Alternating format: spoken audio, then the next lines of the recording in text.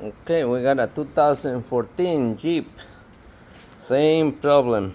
If you own a Jeep, make sure you fix this ground. Okay, it's on the passenger side.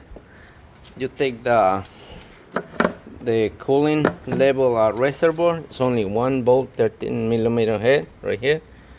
Move it out of the way. And over here is a ground wire, a 10mm. You take it out, and you can see all these little wires, they all broke. See, the end they broke. So it's a really bad place to put a ground because the belt, it will splash water into it.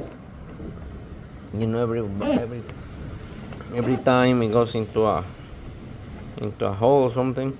So what we're gonna do, we're gonna remove the clamp. We're gonna cut the ends of it, and we're gonna put a new clamp, and we might have to use the same bolt, the same stud, or we might make a new one around here or something.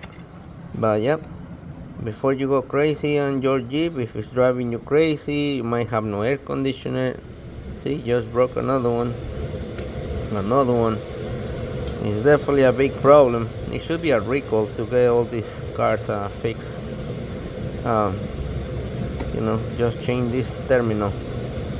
Okay, so we're gonna do that in a minute. Alright, you can see I'm gonna have to do the ones that coming from the headlight side. I'm gonna do one ground, and the other ones they left on the other side, I'm gonna do another ground because they're too short. So I'm gonna make two grounds. Okay, they right there. Hello.